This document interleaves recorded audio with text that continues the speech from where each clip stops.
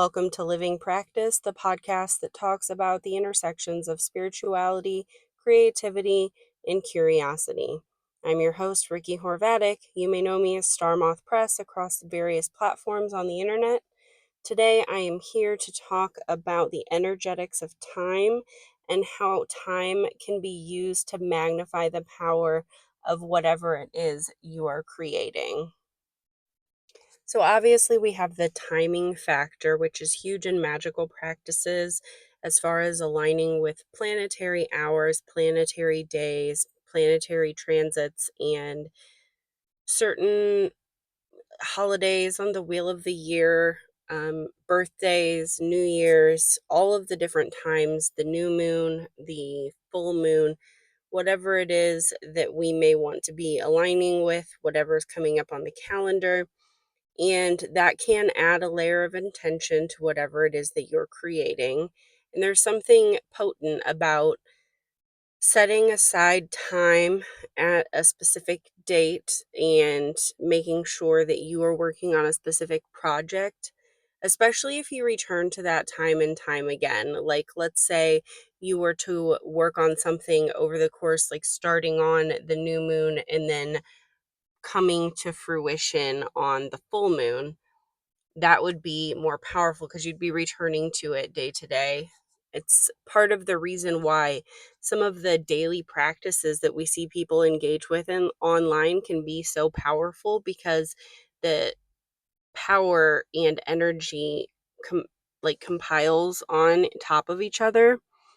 It's called the compound effect, and you start to see that energetically, and sometimes you can see that develop in a person's skills.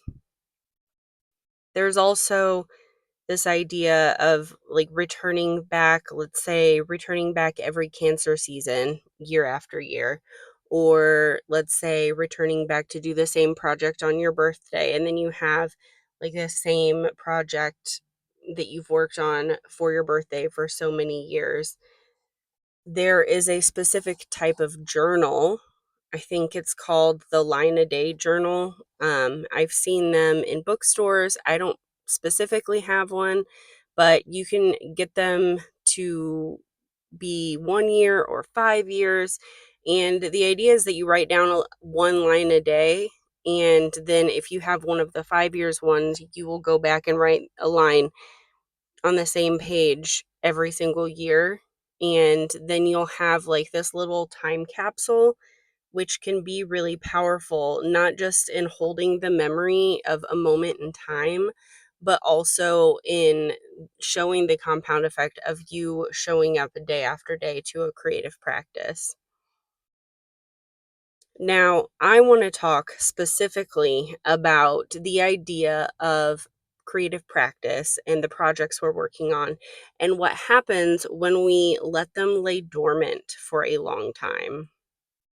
Now, I would love to tell you that this is something I was planning, but I'm not starting projects and putting them away so that they can develop energetically in like a closed drawer so that I can bring it out like years later and show you guys and have it be so much more powerful. But I have noticed a pattern recently, and that is this idea that sometimes we start a project and we are not the correct version of ourselves that is ready to bring that project to fruition, that's ready to see it through to the end.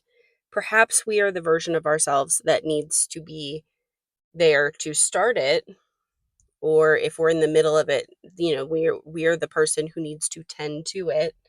But for whatever reason, it's a project. Maybe it's something really big like writing a book.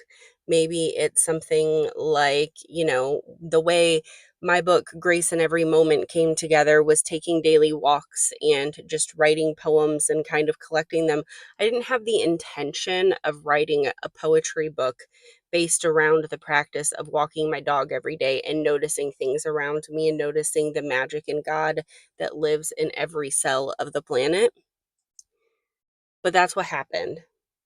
And it wasn't even right after I finished writing the poems. It was like slowly I started to, wow, I've got this collection. And then I would kind of like leave the practice and then come back to it. And oh, wow, I've got even more of these. And it slowly compounded over time. I find that when my brain takes a break from a practice and I'm not reading the same words and I'm not looking at the same images and I come back to it, it is almost like I'm coming back to it with new eyes because I am a different me, because it's further down the timeline of how we perceive time. And because of that, all of a sudden I'm able to appreciate the dimensions of the project again. I know that it's a project I want to see through to the end. And so I bring my attention back to it and work on it some more.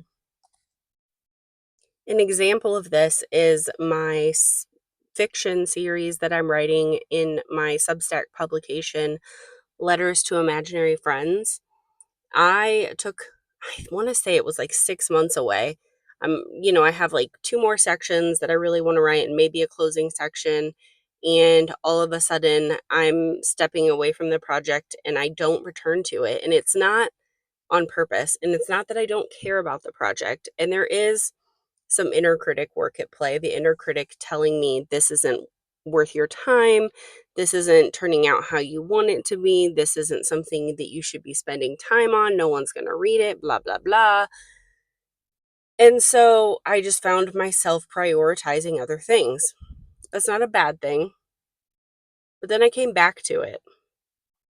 I reread what I had written thus far. And I was like, wow, this is pretty powerful.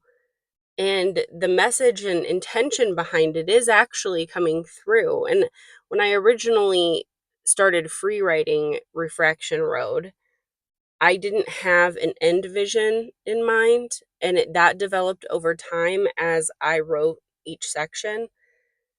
But now I do have an end vision in mind, and I would like to see that through. But like I said, I had to take a break from it. And then I came back and there was new appreciation, new ideas, and renewed energy to layer onto it. And I believe that the words themselves and the creative energy that was put into the project has grown over time because it has sat there. Now I am a different me and I can come back to it and I can give it the attention and energy that it deserves to see it through, hopefully to the end. Maybe I'll end up taking another break. Another example is a book proposal that I'm currently working on for a nonfiction book about creativity. I'm going to leave the idea pretty vague just because it's something I haven't talked to a lot of people about and I'm really excited about it. But I got really excited. This was like 3 years ago, I want to say. It was a while ago. I got super excited about this idea and I was ready to just power through and get it done and try to get it traditionally published with a publisher who does publishing of like magic books or witch books or occult books, something along those lines. And then I wrote an entire outline for my book proposal and I did it like in an afternoon. Like I knew exactly what I wanted to write.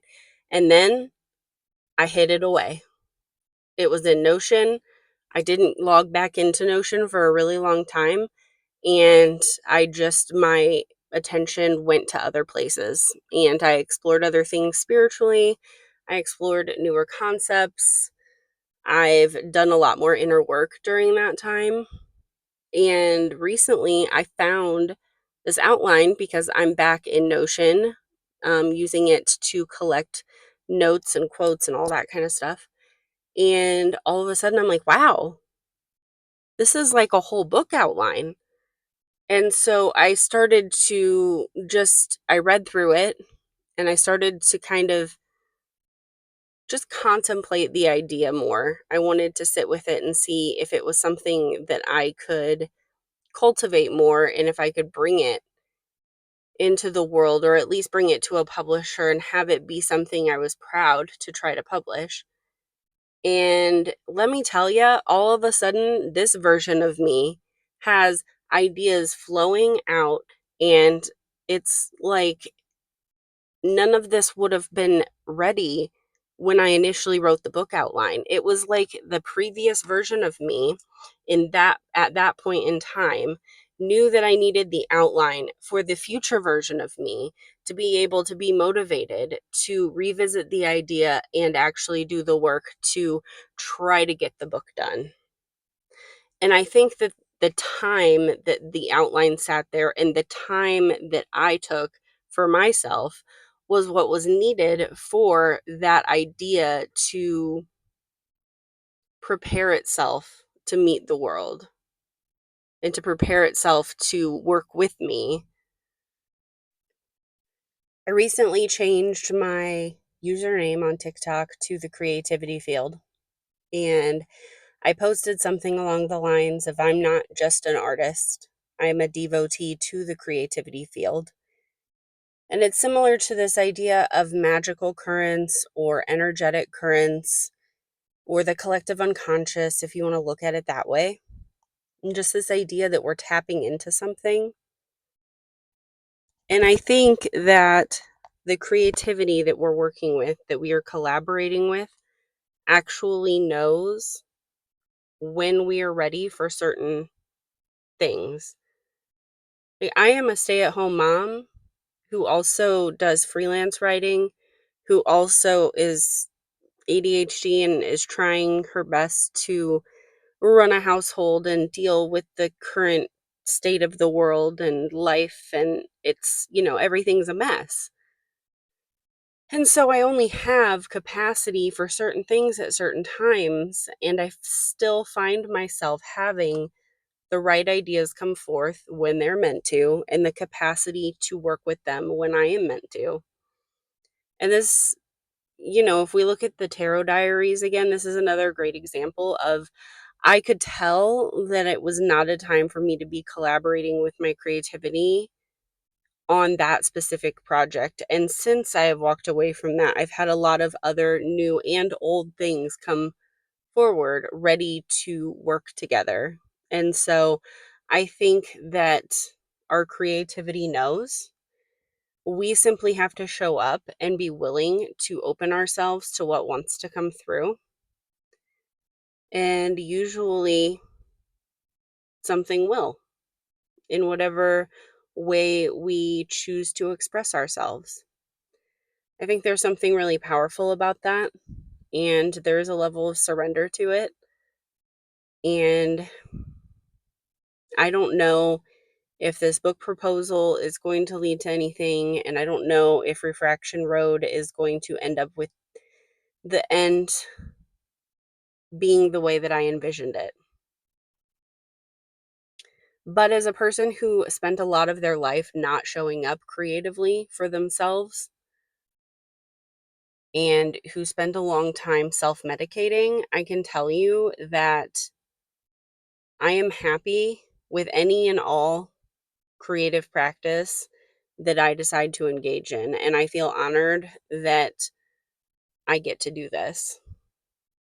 I feel honored that I remember every day that it's important to show up to do this, even if no one's going to see it or read it or look at it or hear it or whatever. That's why I'm recording these podcasts.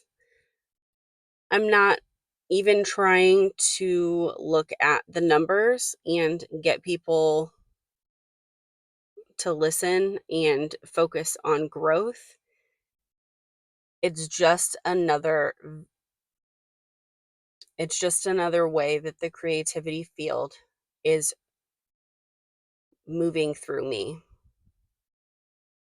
And that feels pretty powerful. So for this week, why don't we journal about how we have put down projects when we've picked them back up, when we've reminisced on old work and have been surprised by the work that's come through us. Let's also explore times that might be powerful to engage in a certain creative project and reflect on how time has impacted us creatively. I hope you guys enjoyed this episode. If you have a story that you would like to share, please leave it in the comments, or you can send an email to starmothpress@gmail.com. My name is Ricky Horvatic. This has been Living Practice, the podcast that explores the intersections of spirituality, creativity, and curiosity. You can find me on Instagram and on Substack, and I believe on TikTok for now, under either Starmoth Press or the Creativity Field. The easiest way to find me and all the things is to go to starmoth.substack.com, to be honest. That's where I show up most regularly.